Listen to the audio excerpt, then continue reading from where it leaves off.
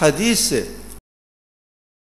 حدیث سے آپ کو پتہ چلے گا، معرفت ہو جائے گی کہ یہ دینی مراکز، یہاں پر جو کام ہوتے ہیں، یہاں سے جو باتیں مومنین تک چلی جاتی ہیں، اس کی کیا قیمت ہے اللہ کی نگاہ میں، ائمہ علیہم السلام کی نگاہ میں اس کی کیا قدر و قیمت ہے، اس کا آپ اندازہ لگا لیجئے۔ اور پھر ہم قصہ ختم کر دیتے ہیں یہاں پر۔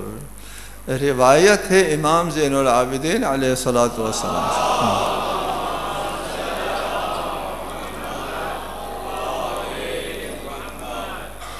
جس میں آپ نے ارشاد فرمایا، حضرت موسیٰ سے اللہ تعالیٰ نے فرمایا، یا موسیٰ حببنی الی خلقی وحبب خلقی الی، لوگوں کو میرا محبوب بنا اور مجھے لوگوں کا محبوب بنا۔ حضرت موسیٰ نے عرض کیا، اللہ وہ کیسے ہوتا ہے، کس طرح میں لوگوں کو آپ کا محبوب اور آپ کو لوگوں کا محبوب بنا؟ فرمایا، من رد لی آبقا عن بابی او ضالا عن فنائی۔ اللہ تعالیٰ نے موسیٰ سے فرمایا کہ کوئی بھاگا ہوا غلام، میرے دروازے سے بھاگا ہوا غلام واپس کرے۔ غلام جو ہوتا ہے وہ اپنے آقا سے بھاگ جاتے ہیں کبھی۔ فرمایا، من رد لی آبقا، کوئی میرا بھاگا ہوا غلام واپس کرے، او ضال آبقا عن بابی او ضالا عن فنائی، اور کوئی میری درگاہ سے راستہ گم کیا ہوا ہے اس کو راستہ دکھا دے، اس کے لیے 100 سال کی فلہو افضل من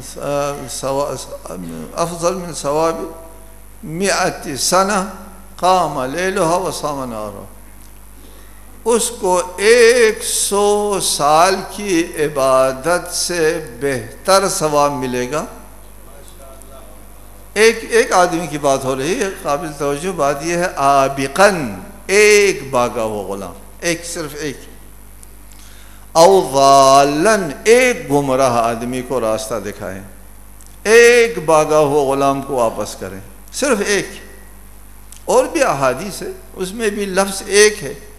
ایک اور حدیث میں سنایا کرتا ہوں ہمیشہ کہ حضرت علی علیہ السلام کو یمن کی طرف رسالت میں آپ بھیج رہے تھے،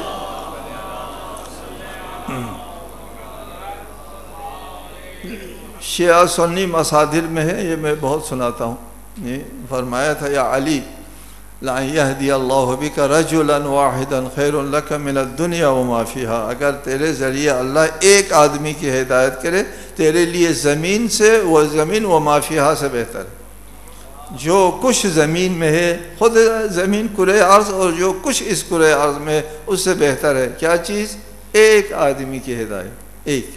اس حدیث میں فرمایا کہ اگر ایک آدمی کو واپس بلا لے یا کسی گمراہ کو راستہ دکھا دے، اس کو 100 سال کی عبادت سے بہتر ثواب ملے گا۔ 100 سال کی عبادت کی تعریف کی ہے کہ قام لیلها وصام نہارها، وہ 100 سال رات کو جاگ کے گزارا ہو اور دن کو روزے سے گزارا ہو، ایسا 100 سال جی ایک آدمی کی ہدایت ہو جائے۔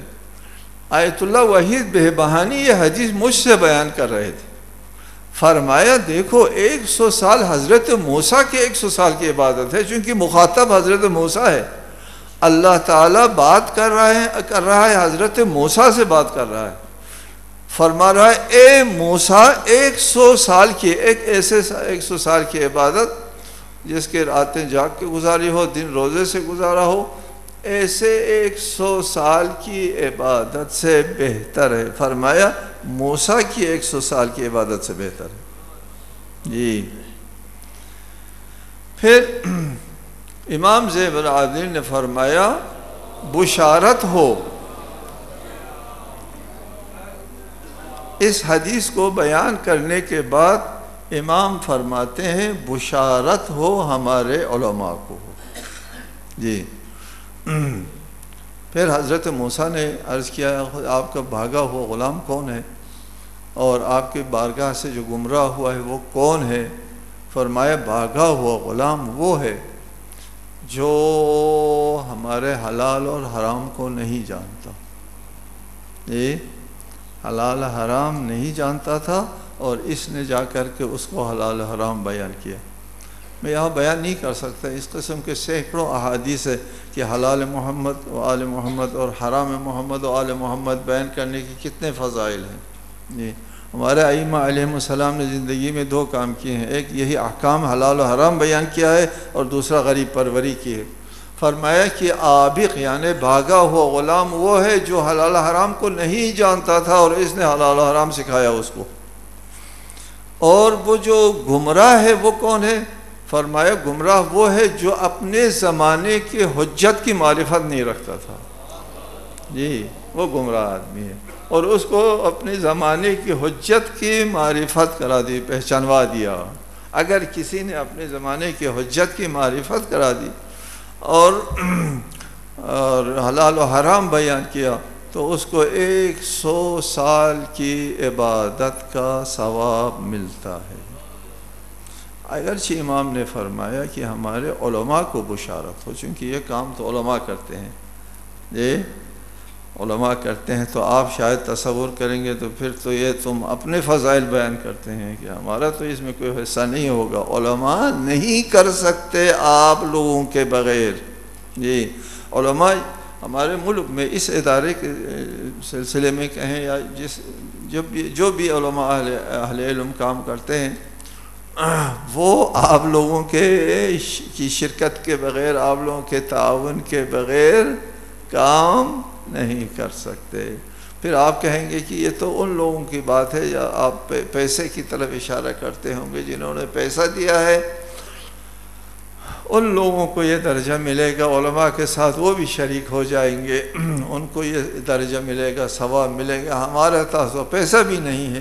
کہا نہیں، خدا دلوں کو جانتا ہے، خدا ارادوں کو جانتا ہے، خدا نیتوں کو جانتا ہے. ایک اور حدیث ہے نیت المؤمن خیر من عملہ، مومن کی نیت اس کے عمل سے بہتر ہے. ہو سکتا ہے ایک شخص کے عمل کو اللہ قبول نہ کرے ریاکاری کی وجہ سے، اور دوسرا آدمی پیسہ نہ ہونے کی وجہ سے ایک آہ کرتا ہے اس کو قبول کرے. جی کاش کہ میرے پاس پیسہ ہوتا تو میں بھی یہ درجہ حاصل کر لیتا، میں بھی اس سعادت میں شریک ہو جاتا، میں بھی ایک عالم کو پڑھاتا. تبلیغ کے مبلغ رمضان ہے، رمضان کے مہینے میں ایک آدمی کو تبلیغ کے لیے بھیجتا. میرے پاس پیسہ نہیں ہے، کاش اگر پیسہ ہوتا میں بھی ایک مبلغ کو ماہ رمضان میں بھیجتا، وہ جا کر کے بہت سے لوگوں کو حلال حرام بیان کرتا، میں بھی یہ درجہ حاصل کر سکتا تھا. لیکن میرے پاس پیسہ نہیں ہے. یہ آپ کی یہ نیت، یہ آپ کی یہ یہ اللہ کی بارگاہ میں قبول ہے. میں ایک بات بھی ہمیشہ کہا کرتا ہوں کہ عمل کو قیمت ملتی ہے عمل کرنے والے کی قیمت کے مطابق. اگر آپ کی نیت میں خلوص ہے تو انشاءاللہ تعالی آپ کے ہر عمل قبول ہے. جو کام نہیں کر سکے اس سلسلے میں اگر آپ کو ارمان ہے تو وہ ارمان بھی بہت بڑا درجہ رکھتا ہے. نیت ہے، ارادہ ہے، وہ بھی بہت درجہ رکھتا ہے. اس ادارے میں شرکت کرنا، یہ مجمع بنانے میں جن لوگوں نے شرکت کی ہے، یہ ان کا بھی اللہ کی بارگاہ میں ایک بہت بڑا درجہ ہے. اللہ تعالیٰ آپ مومنین کے ان اعمال صالحہ کو قبول فرمائیں اور آپ کی توفیقات میں اضافہ فرمائیں اور آپ کی نیتوں کو اور مزید صاف کریں اور اس قسم کے اجتماعات کو، اس مکتب آل محمد کی اس تعلیمات کو، اس روایات کو، اس مراسم کو اور پر رونق اور زندہ رکھنے کی آپ کو اللہ تعالیٰ توفیق عنایت فرمائیں. والسلام علیکم ورحمۃ اللہ وبرکاتہ.